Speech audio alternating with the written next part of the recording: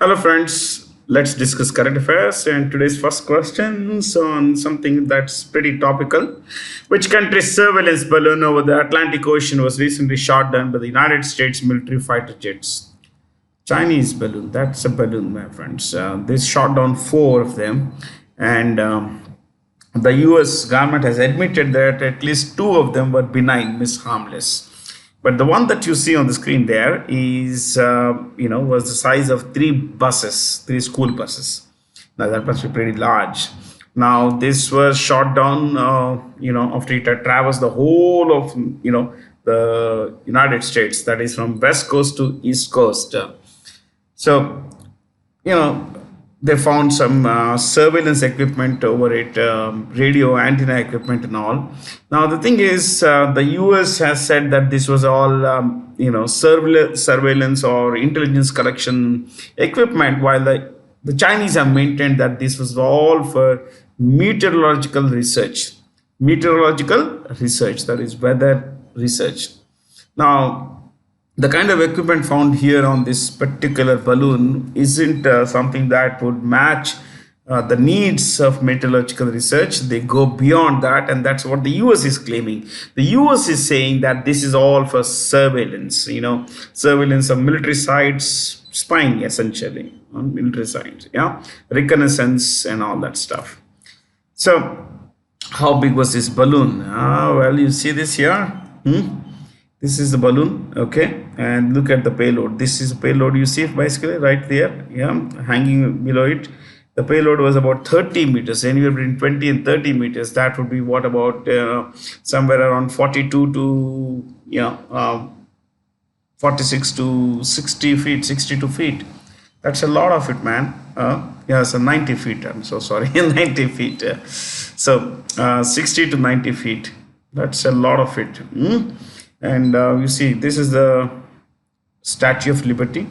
This was given gift by the people of France to the people of America. Why? Some other day we'll look at that. 93-meter tall. This is payload was 1/3 of it actually.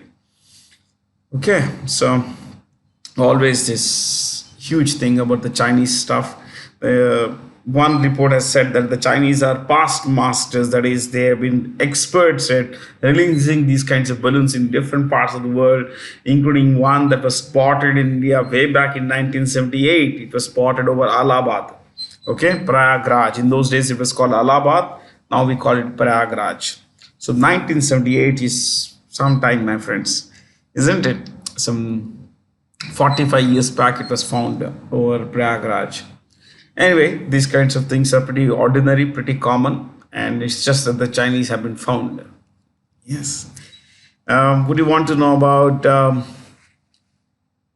each of these countries? Just the capital this time around: North Korea, Pyongyang.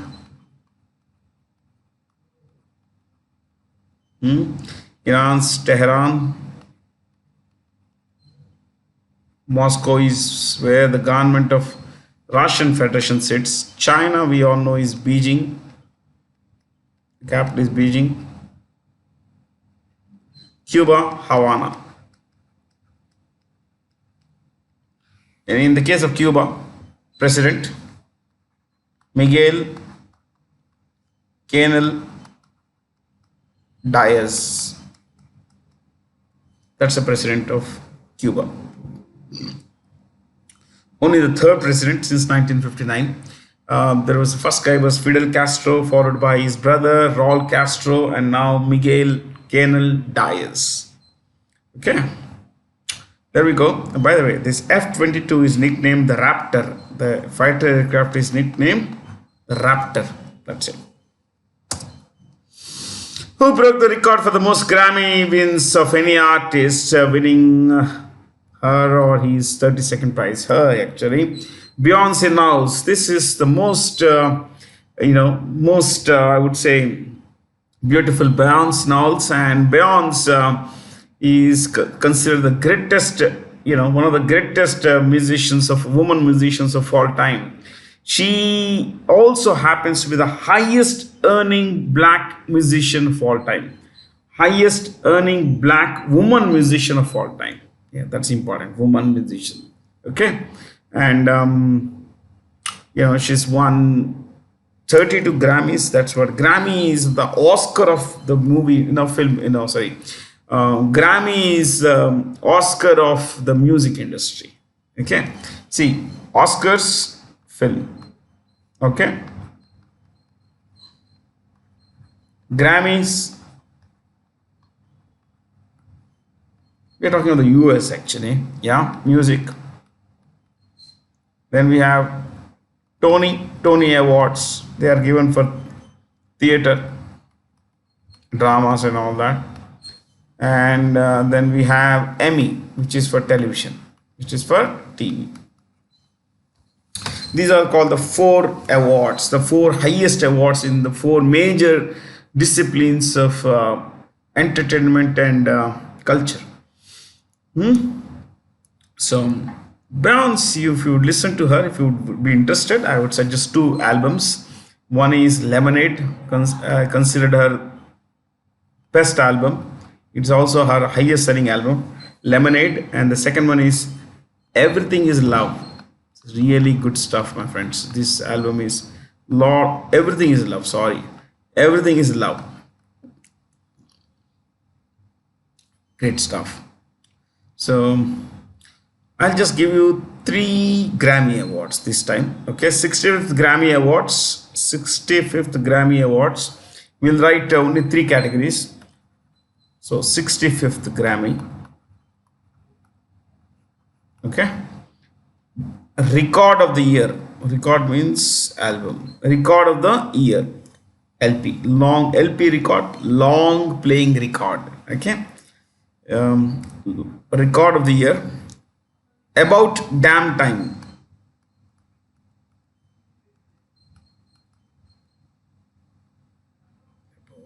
Yeah, Time. By Lizzo, the performer Lizzo. Then Album of the Year.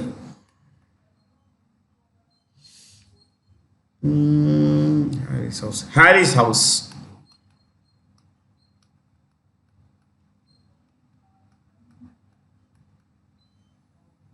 Harry's House by Harry Styles. Yeah, Harry Styles. Okay, the third category, Best Song of the Year. That is Song of the Year.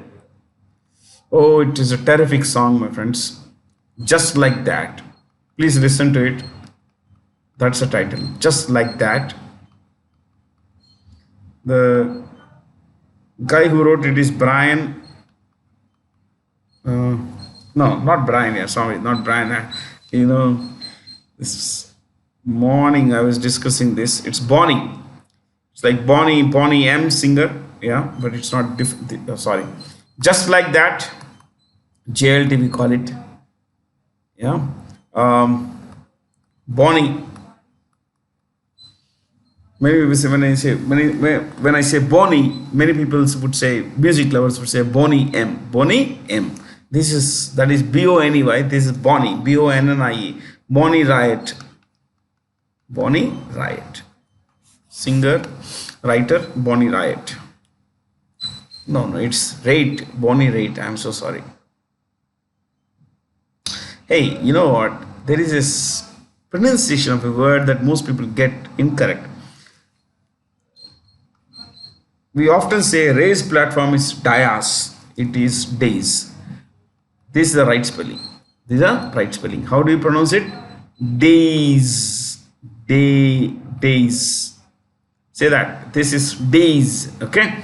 When you say dais, the spelling changes, which is incorrect spelling. Dias. This is incorrect. So it's days. This is the pronunciation. This is spelling. That's how this is RAITT, rate instead of riot. Okay. Oh, I love music, and I'm sure that most of you love music. But you should listen to this song, JLT by Bonnie Raitt. Which nations were affected by a powerful earthquake that resulted in a huge loss of life? We all know Syria and Turkey were greatly impacted by this earthquake, and I have a couple of images for you guys. I'm going to tell you how earthquakes happen, but before this, This is where the earthquake struck. See, this is the Anatolian plate, African plate, and Arabian plate. So what is this? What are these images? See, the earthquake struck on about 18 kilometers north of this place, Gaziantep, and this is northwest of Gaziantep. This is considered one of the oldest cities in Turkey. Okay, 7.8 on the Richter scale. That's a lot of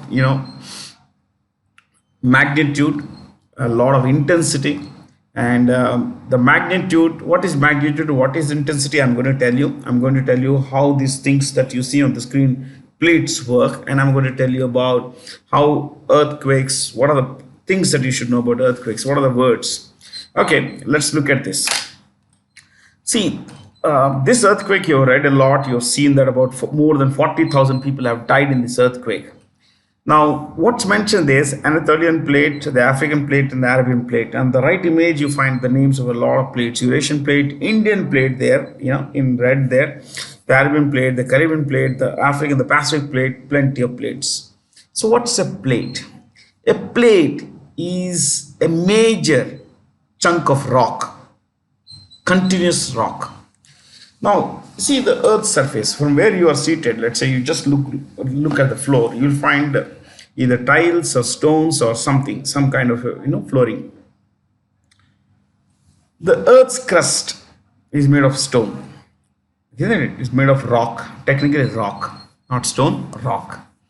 Now, a bit deeper down there is what is called a deeper, a bigger slab of rock. The Earth's surface is made of slabs of rock, and each slab is a continuous each slab is a continuous rock layer. It's a continuous rock layer. Let's say this is one rock layer. This paper. This is one rock layer. Okay. Otherwise, we could do this way. Okay. मैं random में ऐसे करता हूँ. Okay. This is one rock layer, random shape. And this is another rock layer, this one. Okay. Now, the Earth's made of rock layers. This is simply called plates. It's a very large slab of rock. A plate is a large slab of rock. Okay. Now, there is this slab of rock on the continents, and which is called, which is continental basically. And then there is oceanic right below in the oceans. The thickness of the slab could be anywhere between 10 and 160 kilometers from deep inside, slightly deeper from the surface. It's about, in fact, the crust starts almost from about 5 kilometers or 3 kilometers from where we are. So, this particular, the rock, the plate, sorry. The plate, is spread across, the plates are spread across the earth, under the ocean and on the continents. Now, all these plates, they are located above a very semi-liquid layer, called asthenosphere. Asthenosphere. It's a gummy layer. It's a semi-liquid layer. Asthenosphere. When you pronounce this, it is SF, not SP, SF. Asthenosphere. This is a semi-liquid kind of layer. Okay, it's a rubbery, gooey, gummy kind of layer. So when there is a plate, when there is a rock layer, and below this there is a gooey layer, obviously it could, it would move a bit. It would move.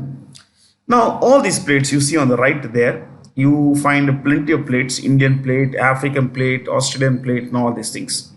Now, this is the latest classification of plates. As per the United States Geological Survey, this is the latest, brand new latest classification of the Earth's plates.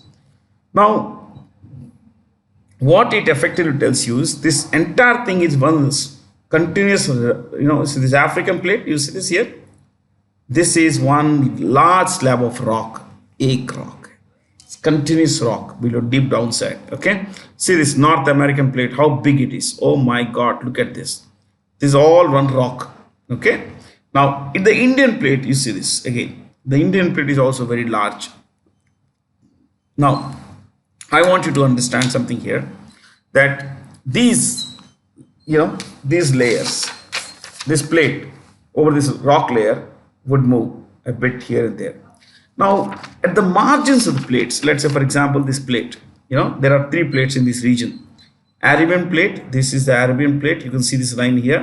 This is the African plate and this is the Anatolian plate. Upar hai Eurasian plate. So there are four plates. At the top, Eurasian plate, okay, on which the Black Sea is located, the whole of Europe is located. You see this Eurasian plate and everything, okay. And then the Anatolian plate, African plate, on which the whole of Africa and surrounding areas are located. Arabian plate. Now the Arabian plate here is pushing towards left. It's pushing actually into what we say, north. As a upar ja rahi hai.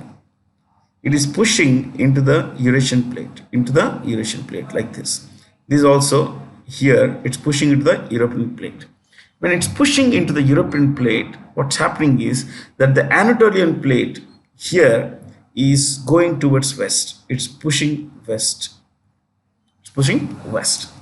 See, this is not a small rock kind of thing. Take away, it would run into something. No. When the plates which long for thousands of kilometers, sometimes hundreds of kilometers, what happens is that when the plates rub against each other, the plates, simple way of understanding the earthquake, when the plates rub against each other, they produce energy. There is friction, and friction produces energy. And because this happens deep inside the earth, when friction leads to release of energy, and the energy comes to the surface of the earth in the form of waves. So these waves are called seismic waves. They are called seismic waves. So let's say at the bottom, somewhere inside the earth, there is the origin of this earthquake. It's called hypocenter. The exact point where the earthquake originates, it's called hypocenter. Now waves travel in all directions like this from the hypocenter. Okay? Obviously they are waves, so wherever they space, they will travel. And when they travel like this, okay, from here, let's say till here, let's say this area, this entire area, these are all seismic waves. The exact point over the hypocenter, but on the surface, it's called epicenter. It's called epicenter. Epi means outside, the outside center of the waves, the earthquake. So the exact point where the earthquake happens deep inside the earth is called hypocenter. The exact point where the earthquake, the exact point above the hypocenter, but on the surface of the earth, is called epicenter. It's called epicenter. Now this area is called focus area. This entire area where seismic waves travel is called focus area. So seismic are earthquake waves. This entire region where I have drawn lines, this is the total focus area of the earthquake damage. This is where the earthquake is felt in a deeper way, in a much deeper way. So this earthquake, okay, happened because the Arabian plate is pushing northwards into the Eurasian plate. Because it's pushing into the European plate like Eurasian plate, this plate, Anatolian plate, has to make way and is pushing west. So when waves, when plates move, they kind of rub against each other, they create friction, and friction, as I said, to repeat myself, is releases energy. Energy comes out in the form of waves, seismic waves, which cause the earthquake. So when they rub against each other, the rock layer above it gets disturbed and the rock layer shakes, and that is what the shaking of the earthquake, that is why the shaking of the earthquake happens, because the rock layer above the friction along the plates happens. So these plates rub against each other, the rock layer above it gets disturbed and it releases energy. Energy is in the form of seismic waves. Okay, so I mean, the exact point where the epicenter, I mean, where the earthquake is felt on the surface of the earth, that is epicenter, is where the greatest damage happens. Usually, the greatest damage happens right above the hypocenter, but on the surface of the earth, which is called epicenter. So the epicenter, that is where Top is. This is the Top area. This is the town of Top, just northwest of 18 kilometers northwest of this place. There was this huge, epicenter earthquake. The plate shook, everything got devastated. Okay, now this was at a much shallower depth, this particular earthquake. This was about 18, this was about 18 kilometers depth, 17 or 18 kilometers depth below the earth, which is shallow, considering that most earthquakes originate above 30 kilometers down, at a depth of more than 30 kilometers. But this was quite shallow, almost closer to the surface, 18 kilometers only. So when the closer it is, the greater the shaking it is, the greater the shaking, okay, on the surface. So this was bad time. Earthquake struck at 4:17 in the morning, 4:17 or 4:20, take 4:20. That's the time everyone's sleeping, taking rest. And this caught people unawares. They could not even prepare. By the time they realized that something was not right, they got caught in that. And a lot of people died, my friends. It's always sad. Yeah, 41,000 people died, my friends. As of today's count, it could be more, because if you look at Syria, Syria's under the occupation of the US forces in the northwest of the country. Northwest is under Syria, American forces, and other parts of Syria like Damascus, capital Damascus and everything, where the earthquake was felt, has also seen devastation. But considering that Syria is under sanctions, Western aid is not coming. No aid is going to Syria. Forget Western aid. No aid is going to Syria, because now the West says that, while we are waving this off, we are keeping a strict eye on who's sending stuff to Syria. So, even where you come from is ground for discrimination. Suffering has no discrimination. See, it struck people everywhere, but the rich, poor, young, old, everyone suffered consequences. But unfortunately, the Americans and the West actually believes that the people in Syria are less deserving than the people of Turkey deserve aid. Than the people of Turkey who deserve aid. Anyway, what's magnitude? Now, you see, the magnitude of the earthquake was 7.8. That's the magnitude on Richter scale. Is it? What is the scale called? Richter scale. Okay. So you could write this. Richter scale measures energy released. Energy released where the earthquake originated. Where the earthquake originated. So this is where the magnitude earthquake originated here. This is the magnitude. So what is energy release? 7.8 on the Richter scale, which is a logarithmic scale. Now on a log scale, normally, if it were 6.8, this would be 100 times more intense than 6.8. So it's 7.8 is very devastating, my friends. Okay. Now, what's intensity? You could write this intensity also. Refers to size of the seismic waves. Size of the seismic waves recorded by a seismograph.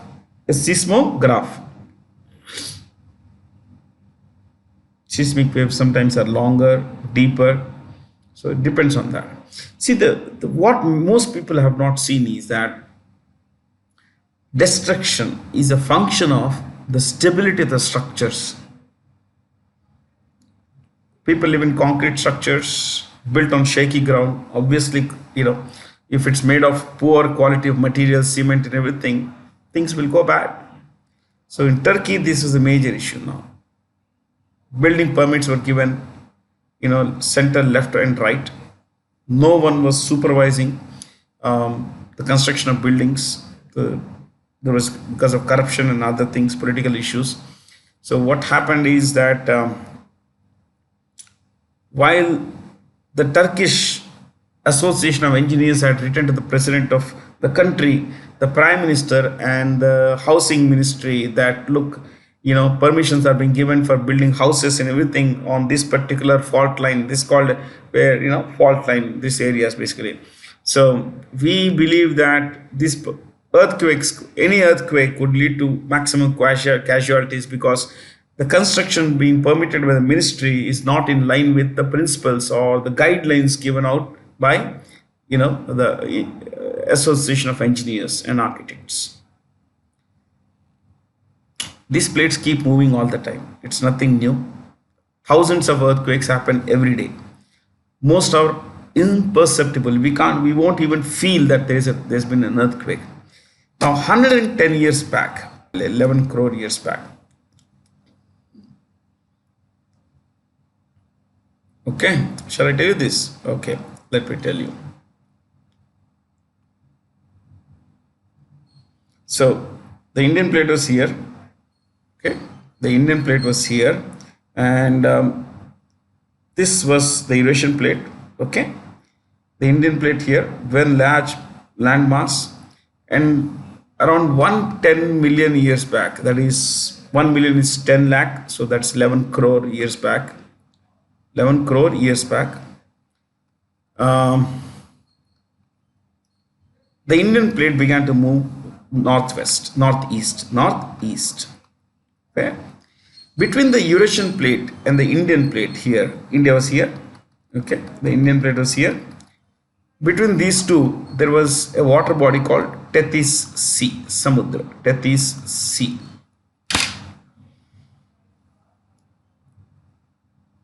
This Samudra became narrower as the Indian plate began moving up. Okay, the gap, this Eurasian plate, the Indian plate began moving up. The gap between these two narrowed. At around this time, about 40 lakh years back, around 40 lakh years back, the Indian plate thrusted into the Eurasian plate. It touched whatever the water body in between, the Tethys. The rock layer in the Tethys Sea all folded up and created the Himalayas. So the Himalayas are called fold mountains because this is the rock layer in the Tethys Sea that folded up because of the the collision between the Indian plate and the Eurasian plate. So the Indian plate and the Eurasian plate here, it's rammed into this, collided into this, the water body in between narrowed, and all the rock layer folded up, built the Himalayas. The Himalayas are relatively young, just 4 million years, that's about 40 lakh years. Different sources give you different times as to when they were formed and everything, but more or less this is how it is. Now, how do we know? How are we confirmed with the idea that there was a water body here between the Tethys Sea, between the Indian plate and the Eurasian plate? Well, on the peaks of the Himalayan mountains,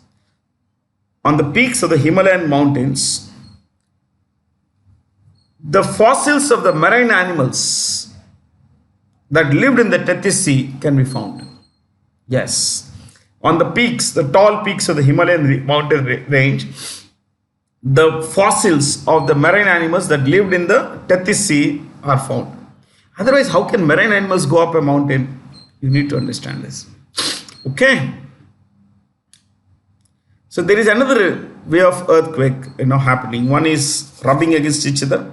Sometimes one plate, okay. Another thing is one plate goes down. So let me tell you something more here. And let me clear this first. Now there is this, oh, we don't have the exact map. कोई बात नहीं. Here you have the Andaman Nicobar Islands, and this is where the, I think a bit I cut it. Never mind. So just rough idea, okay.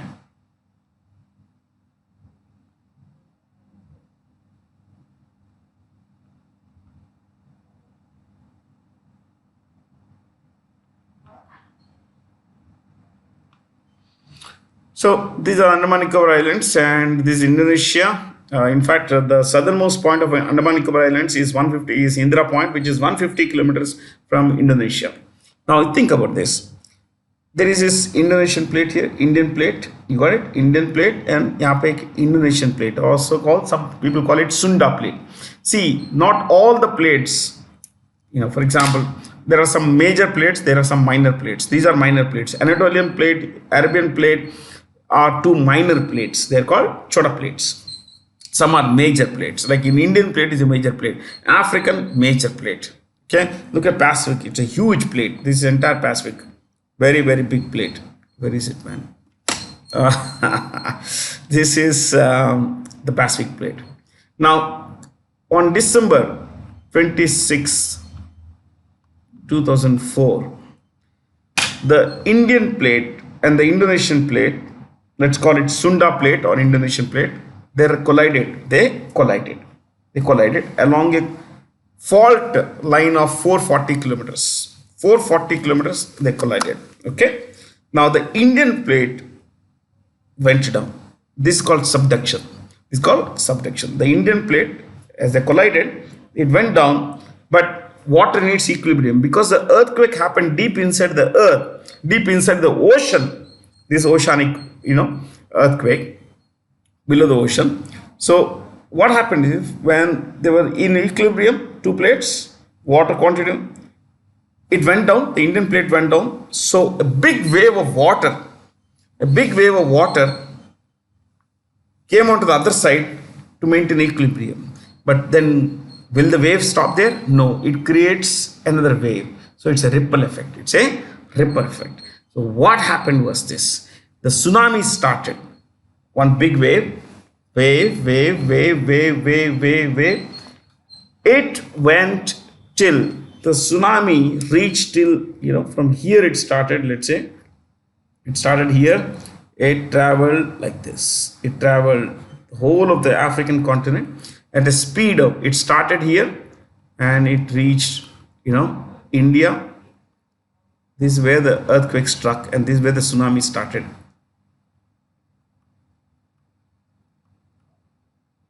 Sri Lanka, Africa, a lot of places were impacted. So about 3 lakh people died in this tsunami. 3 lakh. Now, one more important thing is, a tsunami travels at a speed of anywhere between 700 to 800 kilometers per hour. 700 to 800 kilometers. So when the tsunami travels, it travels very fast. The waves travel very fast, and the speed takes out the boats and everything that comes in the wake. At the same time, as it reaches the coast, because there is continental shelf like this, and there is water coming, the wave is coming, because it meets the land, because of this, obstruction in the speed, the waves, as they slow down, they actually don't slow down, but the height of the wave, the depth decreases, and what happens is that, they take height. When water encounters a barrier, it takes height, and height is what kills people, because water has a lot of pressure, and we are not talking of a small, bucket of water or this cup of water kind of thing. We are talking of millions of tons of water and the pressure it mounts on the body. So what it lacks, here in the ocean it has speed, but when it encounters land, the coastal area, it takes a huge height, a big wave splashes onto the surface and moves faster again. And that's what kills people. It's a dangerous thing, man. More than 3 lakh people died at that time. So there are a lot of kinds of earthquakes. If an earthquake happens underwater, usually tsunami results. Not always, usually basically. Okay. Oh, we spent a lot of time on this, but I thoroughly enjoyed talking like these things. So in this case, the Arabian plate is moving into the Eurasian plate, which is pushing the Anatolian plate to the west, and the Anatolian plate went down, and this is how the earthquake happened here. Pervez Musharraf, who passed away recently, was the president of Pakistan. This Pervez Musharraf, the architect of Kargil. Yeah, he was born in Delhi, but his family moved to Pakistan later. I think he was 4 years old when when the independence happened. Actually, we got independence. Anyway, Pervez Musharraf, president of Pakistan between 1999 and 2008. 1999 and 2008. I think I don't really want to spend on this time on this guy. Indonesia, the president is Joko Widodo. Joko Widodo. United Arab Emirates, Mohammed Zayed Al Nahyan. Ruling party, what do you say? Ruling families, surname. Maldives, Ibrahim Mohammed Soleh. SOLEH. Bangladesh Prime Minister, we are talking of the leaders of these countries, leaders of the government. Bangladesh, Sheikh Hasina Wajed. Sheikh Hasina Wajed. Which Asian country celebrated 75 years of independence from British rule on 4th February under the theme Namo Namo Mata, a step towards a century? That's Sri Lanka, my friends. Sri Lanka became independent on 4th February 1948. 1948 from the British, from the United Kingdom. Okay. So,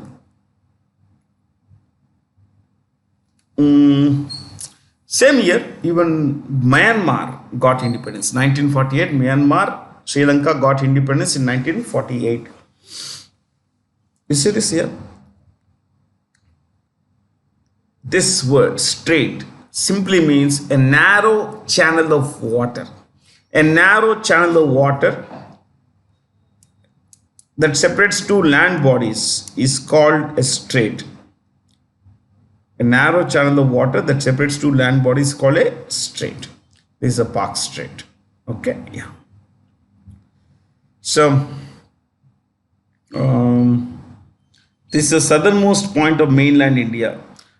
Part of the continent, direct part of the Asian continent is Kanyakumari. Okay. If you look at southernmost point of India, it would be Indira Point in Andaman Nicobar Islands. But if you look at mainland India, not island India, mainland India, it would be Kanyakumari. Okay.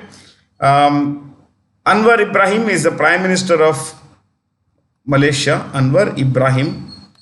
Singapore, Lee Hsien Loong, Prime Minister. Dinesh Gunawardena, Sri Lanka. Bangladesh, we mentioned, it is Sheikh Hasina Wajid, that's the Prime Minister. Thailand, a very controversial person, Prayut Chan-o-cha.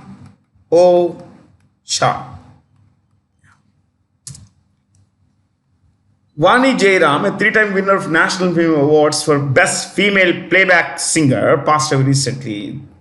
In fact, she had just been conferred the Padma Bhushan, but she did not collect it. And unfortunately, she passed away before she could collect the Padma Bhushan, which is India's third highest civilian award. Bharat Ratna, Padma Bhushan, and Padma Shri are the four highest awards, civilian awards in India in that order. Okay. Now, Vani Jairam has won 3 National Film Awards for Best Playback Singing, and of course, She's also sung more than 10,000 film songs, film and other kinds of songs. Dada Saheb Phalke, what is the highest award in the world of film? So highest film award. This is given for outstanding contribution to the world of films. Okay, and Dada Saheb Phalke, the guy who directed Raja Harishchandra, he was the first silent movie maker of India. In 1913, Dada Saheb Phalke made Raja Harishchandra. It was a movie, silent film. Okay, Raja Harishchandra, first movie. The characters moved. After the United States, with which nation did the European Union announce the setting up of a new trade and technology, council? India. This will expedite political decision making because, see, trade is a function of, to a large extent, politics. If there is no good relationship between two countries, in fact, the leadership decides not to have trade with another country, then it cannot have. Okay, you cannot buy, sell. If your country's president says, or the government says you can't have trade relations with that country. So this particular TTC is going to expedite, accelerate political decision making, and of course, it's also going to look at sustainable development in both Europe and, of course, India. So, European Union, how many members are there? 27. 27. How many are there in the Eurozone? 20. The latest is Croatia. Eurozone, 20 countries. 20 out of 27 countries in the European Union accept euro as the common currency. Okay. The latest is Croatia. European Union President is Ursula von der Leyen of Germany.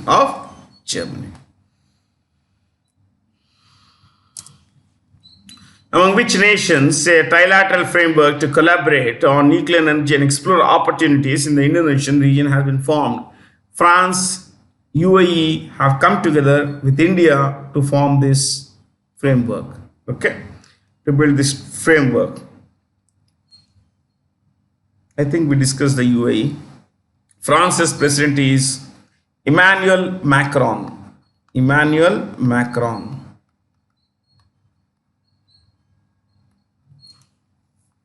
Netherlands, the capital is Amsterdam. The Prime Minister is Mark Rutte. The currency is euro. There is a film called Amsterdam now. It's in Amsterdam.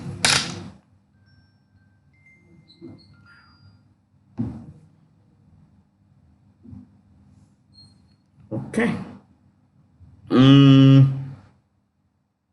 Anything else? I think that should be fine.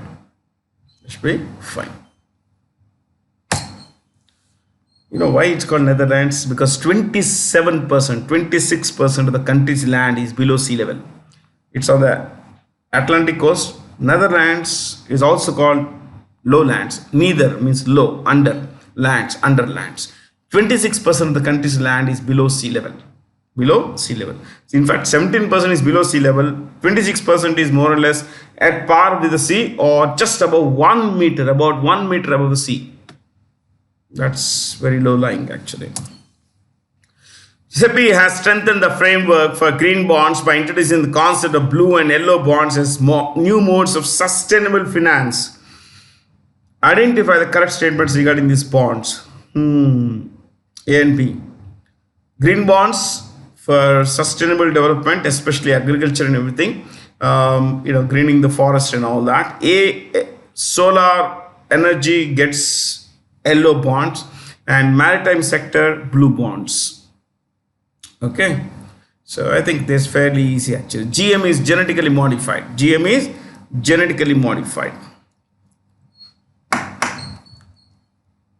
SEBI was established in 1988. That's the year it was established, not given legal powers.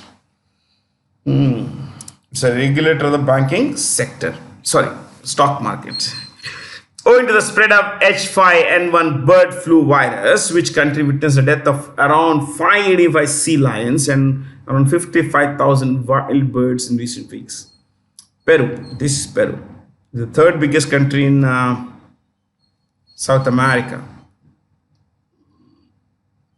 We said this is the capital, Peru. The president is Dina Boluarte. Dina Boluarte. And the currency is Sol. Sol. The largest in country by area is Brazil. Second is Argentina. And third is Peru. So these are the top three countries in Africa, in South America by area. Three largest countries in South America by area. Okay. So Chile, this is Chile. See this, a very thin strip of land now. Yeah. Chile is the southernmost country on any continent. On any continent. See this? It's almost there. At the bottom right there. It's here till here. This is all Chile. Chile's capital is Santiago. The president is Gabriel Boric.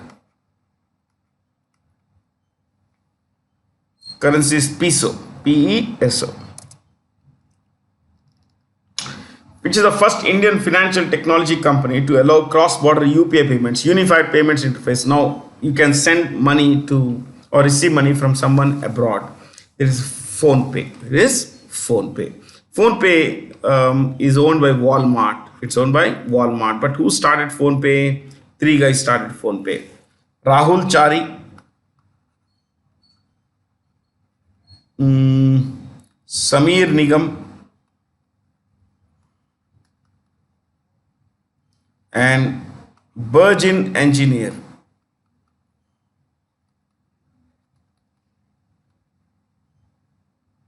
Virgin Engineer. Okay. In December, usually UPI is, it's a real-time payment, bank transfer, real-time bank transfer payment. It happens between two bank accounts. Your bank account to the person you are sending it to. Okay. Which Indian company was named in Fortune magazine's list of the world's most admired companies of 2023? Tata Consultancy Services. Fortune most admired companies, top three. 1. Apple. 2. Amazon. 3. Microsoft. So Apple, Amazon, Microsoft, top three companies. Okay, globally. India's best company, TCS. TCS is present in 55 countries. Can you beat that? 55 countries. It has 6.13 lakh employees. 6.13. Take 6.1 lakh employees in 55 countries. And its CEO is Rajesh Gopinathan. Rajesh Gopinathan.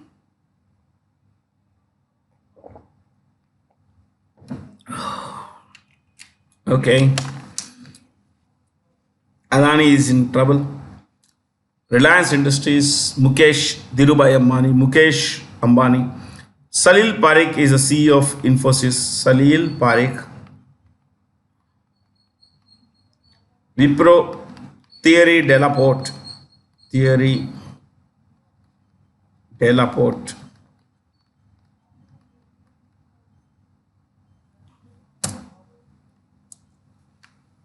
K. Satyanarayan Raju has been appointed the Managing Director and CEO of Canara Bank with effect from 7th February 2023. Canara Bank, okay? One of India's top 5 largest public sector banks. Union Bank of India, A. Manimekalai is the CEO. A. Manimekalai. Bank of Maharashtra, A.S. Rajiv. Punjab National Bank, Atul Kumar Goyal. Atul Kumar Goyal. See all his. Exim Bank, Export Import Bank. It's Harsha Bangari. Harsha Bangari.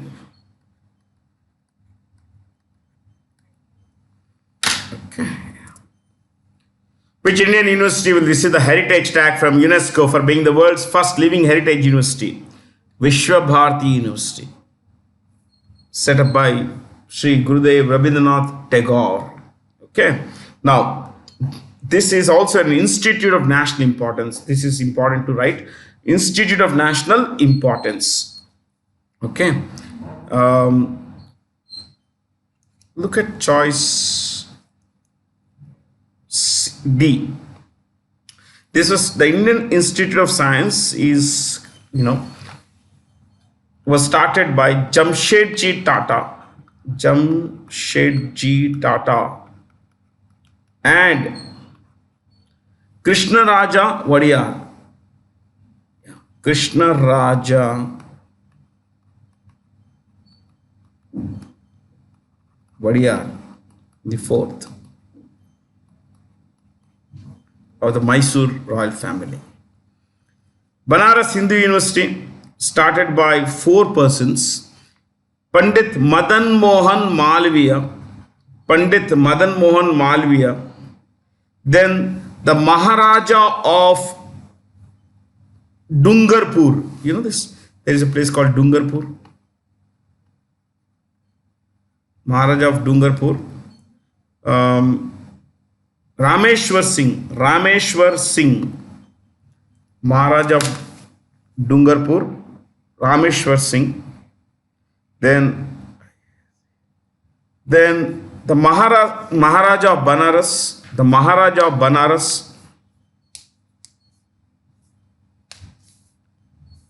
Prabhu Narayan Singh. Next,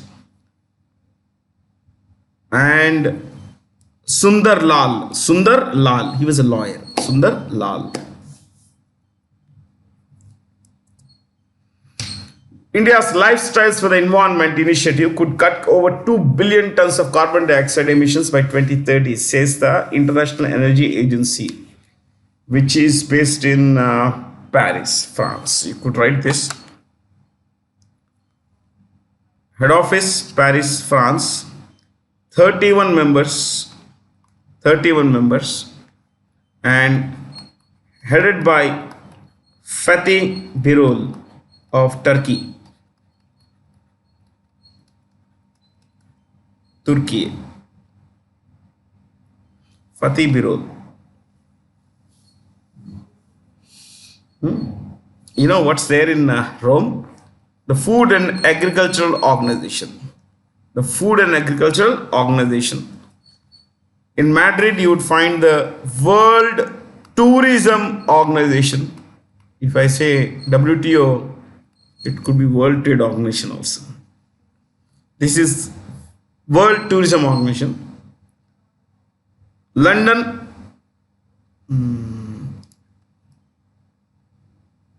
Amnesty International. Bern is not home to any particular thing. It's a de facto capital of Switzerland. Switzerland doesn't have a capital of its own. So it's one of the only 2 countries in the world not to have a capital. Okay. The other is a small, tiny republic of Nauru in the Pacific Ocean, which is like 21 square kilometers.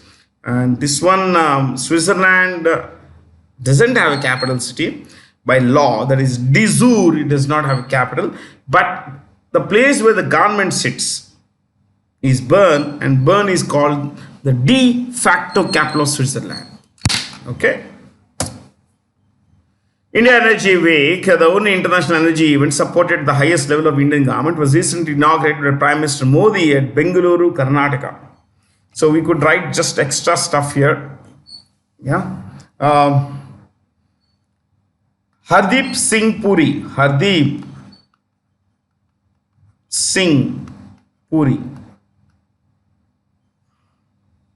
He heads two ministries: Ministry of Petroleum and Natural Gas,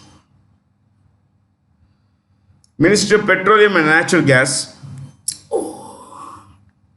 and there is one more: Housing, Housing and Urban Affairs.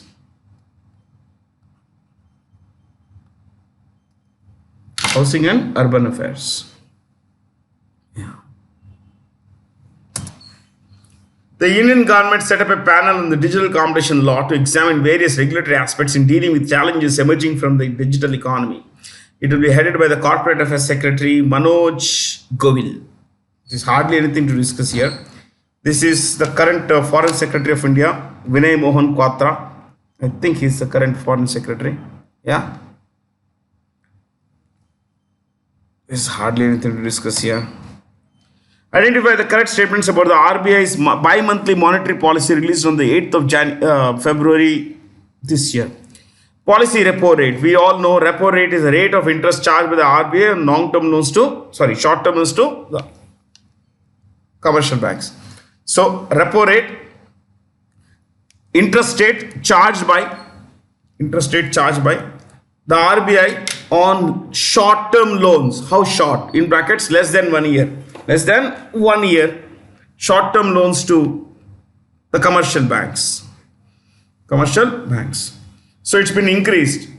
When interest rates are increased, it means, see, repo rate increases means that bank have to pay more to the RBI. If banks have to pay more, it will mean the supply of money will decrease. When supply of, same to see, very simple. Banks have to pay higher interest. Higher interest to the bank, to the RBI means that banks will also try to increase the interest rates on the loans they give. Okay. Now, banks give out loans for homes, for industrial purposes and all kinds of things. So, as the banks charge higher rates of interest from customers will see that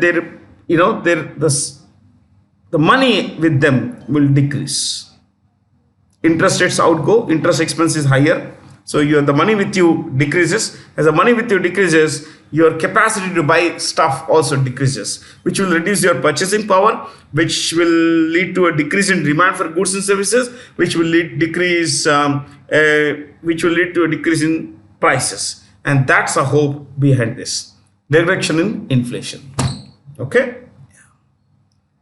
So repo rate increased to 6.5%. True. Inflation projected 5.3%. Yes.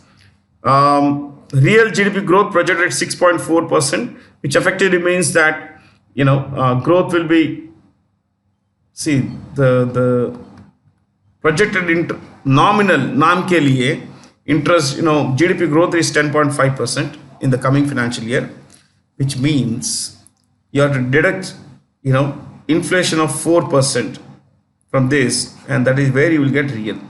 So from the nominal GDP growth rate minus inflation rate.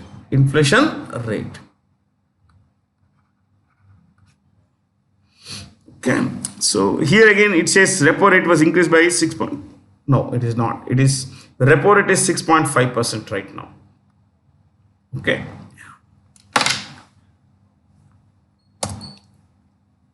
The professional networking platform LinkedIn crossed 100 million members in India, thus making India the second largest market. The largest is United States. Which tech company owns LinkedIn? Microsoft owns it. Its current CEO, you could write this, is Ryan Roslansky. The current CEO of LinkedIn is Ryan Roslansky. See, the good thing about LinkedIn and Google is that they have a head office in the same place. Google and LinkedIn have a head office. Google's parent company is Alphabet. And they are all headquartered in the same place called Mountain View. This is a global head office of LinkedIn, Google, Alphabet. Mountain View, California, US. Okay, yeah.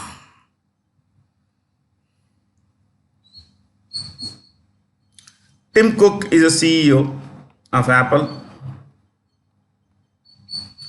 Elon Musk is the CEO of Twitter.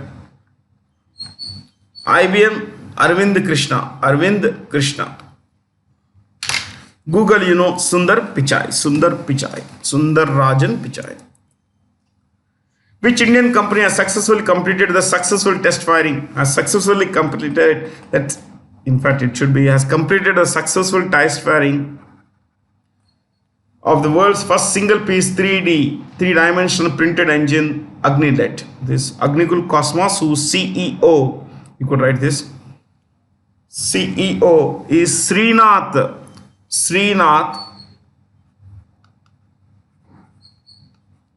Ravichandran. Last year, Skyroot Aerospace became the first private sector company to launch a rocket. First private sector company, Indian company to launch a rocket. Srinath Ravichandran is the CEO of UGCOURCES. Which veteran journalist has been chosen for the prestigious 2020 Raja Ram Mohan Roy National Award for Excellence in Journalism? Anne Bhavani Koteshwar Prasad. Yes. Anne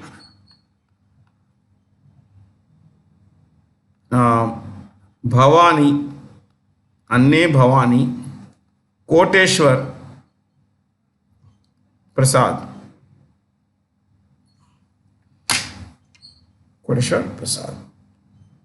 Okay, this was given by the Press Council of India. The Press Council of India is has a chairperson whose name is Justice. What's the name here? Ranjan Prakash Desai. Yeah, Ranjan Prakash Desai. Yes. Justice Ranjan Prakash Desai. See, this Anne Bhavani Koteshwar Prasad Garu is a veteran Telugu journalist. Okay, and he's won multiple awards, and this year he's been given the National Award for Excellence in Journalism. 1, 2, 4, 5. They're all journalists, TV journalists. In fact, Vikram Chandra, TV journalist, is also the author of a book called The Srinagar Conspiracy. The Srinagar Conspiracy.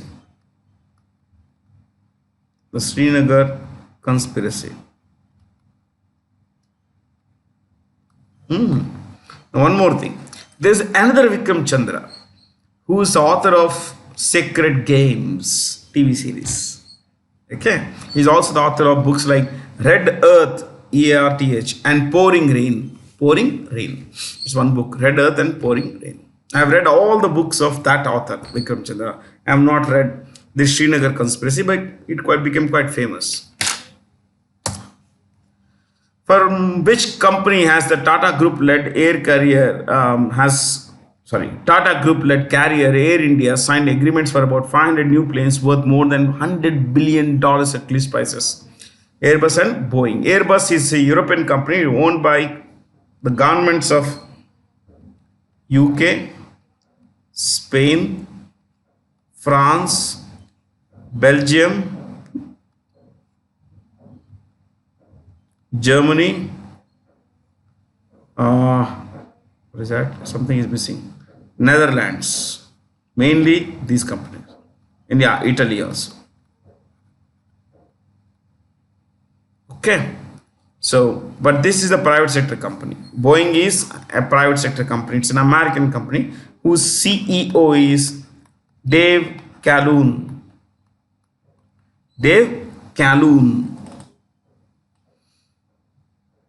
Airbus CEO is Ghulam Fawry. Ghulam Fawry. Yeah, that should be fine. Which fintech app became the first to support RuPay credit cards on UPI, bringing a new level of convenience to the millions of Indians who use UPI for daily transactions? MobiKwik. MobiKwik is one of India's first wallet companies, my friends, financial wallet companies. This company was started by the husband and wife team of Bipin Preet Singh.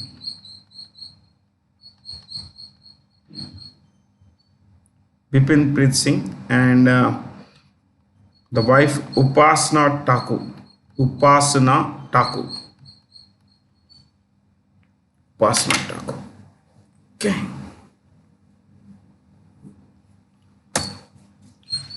Who of the following was recently awarded the Felix Houphouët-Boigny UNESCO Peace Prize in Yamoussoukro, the capital of the Ivory Coast?